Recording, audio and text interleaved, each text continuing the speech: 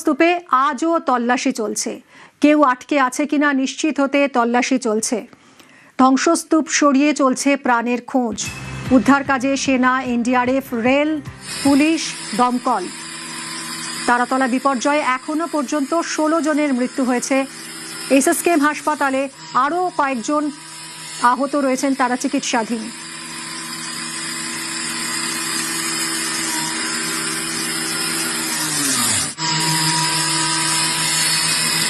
ধ্বংসস্তূপ সরানোর আগে উদ্ধারকারীরা একেবারে নিশ্চিত হতে চাইছেন যে আর কেউ আটকে আছে কিনা এই ধ্বংসস্তূপের নিচে, আর সেটা নিশ্চিত হওয়ার জন্যই চলছে তল্লাশি কাজ।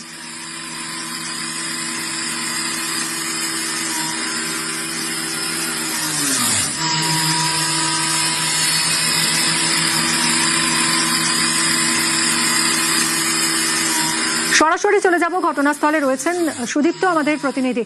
সুদীপ্ত, বুধবার দুপুরে এই বিপর্যয় হয় এবং তারপর থেকে নিরন্তর উদ্ধার কাজ চলছে। সেনা, এনডিআরএফ, পুলিশ, দমকল একযোগে উদ্ধার কাজ চালাচ্ছে, যাতে এই ধ্বংসস্তূপ সরানোর আগে নিশ্চিত হওয়া যায় যে আর কোনো প্রাণ রয়েছে কিনা, আর কোনো প্রাণের স্পন্দন থাকতে পারে কিনা।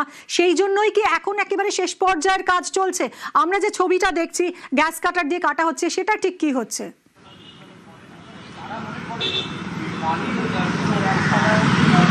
মিমি, আজ বলা চলে যে মৃত্যুপুরী, অর্থাৎ এই যে তারাতলা, সেই মৃত্যুপুরীতে আজকে চতুর্থ দিন। বিষয়টা যেটা দেখা যাচ্ছে যে যত সময় এগোচ্ছে আরও কিন্তু পরিস্থিতি কঠিন থেকে কঠিনতর হচ্ছে। তার কারণটা কি? সময়ের সঙ্গে এই যে প্রাণ উদ্ধারের যে বিষয়টা, তার যে সম্পর্ক, সেই সম্পর্ক কিন্তু ব্যস্তানুপাতিক হচ্ছে। এই মুহূর্তে আজকে সকালবেলা যেটা দেখা গেল যে এনডিআরএফের কর্মীরা, সিভিল ডিফেন্সের যারা কর্মী তারা, এবং একই সঙ্গে কেএমসির যারা কর্মী রয়েছেন, এসডিআরএফ রয়েছে, তারা যে কাজটা আজকে করছে, তারা মূলত আজকে এনডিআরএফের পক্ষ থেকে এটাই দেখা হচ্ছে যে আজ এই ধ্বংসস্তূপের মধ্যে আর কোনো প্রাণ আছে কিনা। প্রায় 72 ঘন্টা পেরিয়ে গিয়েছে। বলা চলে যে এই মুহূর্তে এই যে স্পটে যখন দাঁড়িয়ে রয়েছি, একটা পচা দুর্গন্ধ কিন্তু আসছে। কাজেই এই যে এই ধ্বংসস্তূপ, তার ভেতরে আদৌ কোনো প্রাণ আছে কিনা, এটা এখন বড় প্রশ্ন। কারণ সময় এগোচ্ছে। এবারে যেটা তারা করছেন এনডিআরএফের পক্ষ থেকে, যেমনটা করা হচ্ছে, এই যে এনডিআরএফের আধিকারিক যেমনটা বলেছিলেন যে প্যানকেক কোল্যাপস, অর্থাৎ একদম তলা পর্যন্ত যে স্তর, সে স্তর কেটে একদম তলা পর্যন্ত পৌঁছে যাওয়া হয়েছে, শেষ একদম স্তরে পৌঁছে যাওয়া হয়েছে এনডিআরএফের পক্ষ থেকে, এবং সেই ছবিটাই তুমি দেখাচ্ছিলে। এবার যে বিষয়টা সেটা হচ্ছে যে এখন দেখে নেওয়ার কাজ যে আর কোনো প্রাণ আছে কিনা, প্রাণ কি থাকতে পারে, সেই যে খোঁজ, সেই খোঁজই কিন্তু এনডিআরএফ চালাচ্ছে। তার কারণ এরপর যেটা করা হবে, এরপর ধ্বংসস্তূপ সরানোর কাজ করা হবে। যদি দেখা যায় যে প্রাণ আছে কিনা, সেটা যদি না দেখা হয়, তাহলে সেক্ষেত্রে ধ্বংসস্তূপ সরাতে গিয়ে বিপত্তি হতে পারে। কাজে এই বিষয়টা একটা থাকছে।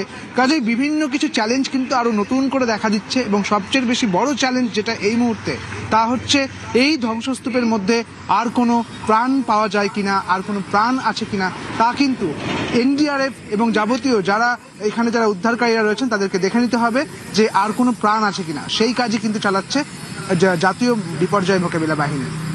সুদীপ্ত, গতকালই মুখ্যমন্ত্রী বলেছিলেন যে যদি সবকিছু ঠিক থাকে তাহলে গতকাল রাতেই উদ্ধার কাজ শেষ করা হবে। তারপর এই যে আজ সকাল থেকে যে ছবিটা দেখা যাচ্ছে, সেটা কি একেবারে উদ্ধার কাজ শেষ করার আগেই নিশ্চিত হয়ে যাওয়া যে আর কোনো প্রাণ নেই, এবার তাহলে ডেব্রিস সরিয়ে ফেলা হবে, অর্থাৎ আজ তাহলে উদ্ধার কাজ শেষ হতে পারে? গতকালই মুখ্যমন্ত্রী শুভেন্দু অধিকারী যেমনটা বলেছিলেন যে যদি আজকে কোনো প্রাকৃতিক বিপর্যয় না হয়, তাহলে সেক্ষেত্রে গতকালই শেষ করা যাবে। সেরকমই যেটা বিষয়টা যে দেখা যাচ্ছে যখন, যে আজকে সেই অর্থে যে ওই যে দেখা গিয়েছিল যে আগের 3 দিন যে গ্যাস কাটার দিয়ে কাটা হচ্ছে বা খনন করা হচ্ছে, সেই বিষয়টা কিন্তু আজকে নেই বললেই চলে। যেটা দেখা গেল যে খনন কিন্তু কমপ্লিট। এখন যেটা বিষয়টা সেটা হচ্ছে যে প্রাণ আছে কিনা, সেই বিষয়গুলো কিন্তু সেন্সর দিয়ে দেখে নেওয়া হচ্ছে যে আদৌ এখানে প্রাণ আছে কিনা।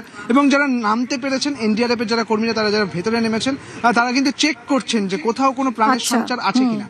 অর্থাৎ এই যে পুরো বিষয়টা, সেই মূল এই চেকিংটাই কিন্তু চলছে। আর এরপরেই এই যে উদ্ধার কাজের যে ব্যবস্থা, উদ্ধার কাজের ব্যবস্থা কিন্তু একেবারেই শেষ হয়ে যাওয়ার, প্রাথমিকভাবে শেষ হয়ে যাওয়ার যে পালা, তা কিন্তু শুরু হবে। এরপর যেটা শুরু হবে।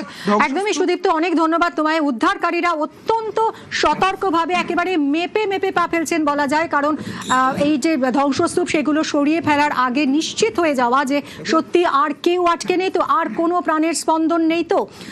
এই মুহূর্তে সকাল থেকে সেই ছবিটাই দেখা যাচ্ছে। তারাতলার ধ্বংসস্তূপে আজও তল্লাশি চলছে, কেউ আটকে আছে কিনা সেটাই নিশ্চিত হতে এই তল্লাশি। এখনো পর্যন্ত এই বিপর্যয়ে 16 জনের মৃত্যু হয়েছে, আরো বেশ কয়েকজন আহত। তারা এসএসকেএম এ চিকিৎসাধীন। একযোগে উদ্ধার কাজে সেনা, এনডিআরএফ, রেল, পুলিশ, দমকল।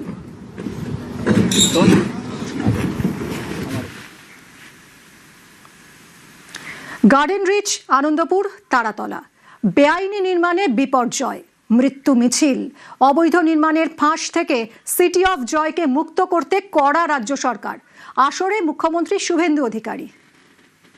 সব জায়গায় টাকা নিতে নিতে এই সিটি অফ জয়কে এবং বৃহত্তর কলকাতাকে মৃত্যুপুরীতে আপনারা পরিণত করেছেন।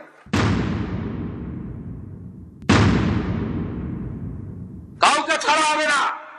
আমরা পুরো ফ্যাক্ট ফাইন্ডিং